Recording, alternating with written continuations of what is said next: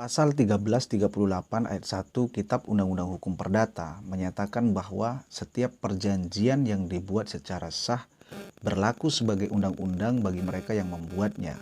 Itulah yang kemudian di dalam dunia hukum dikenal sebagai azas pacta sunt servanda. Artinya, kedua belah pihak yang membuat perjanjian tersebut wajib mentaati dan melaksanakan isi daripada perjanjian yang telah dibuatnya itu. Dengan catatan sepanjang perjanjian tersebut memenuhi ketentuan pasal 1320 Kitab Undang-Undang Hukum Perdata atau perjanjian tersebut tidak bertentangan dengan hukum.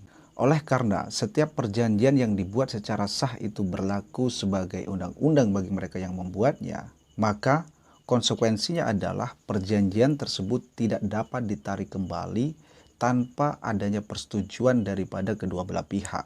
Hal ini rekan-rekan sesuai dengan ketentuan pasal 1338 ayat 2 Kitab Undang-Undang Hukum Perdata yang menyatakan bahwa setiap perjanjian tidak dapat ditarik kembali selain dengan sepakat kedua belah pihak atau karena alasan-alasan yang oleh undang-undang dinyatakan cukup untuk itu.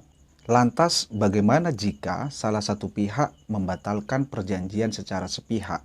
Apakah hal itu termasuk wan prestasi atau perbuatan melawan hukum? Terkait pembatalan perjanjian secara sepihak, jurisprudensi Mahkamah Agung nomor 4 tahun 2018 menyatakan bahwa pemutusan perjanjian secara sepihak termasuk perbuatan melawan hukum.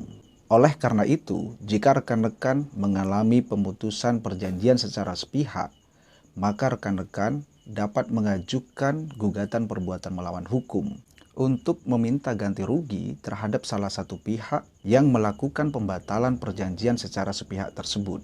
Baik rekan-rekan, sekian video kali ini. Wassalam.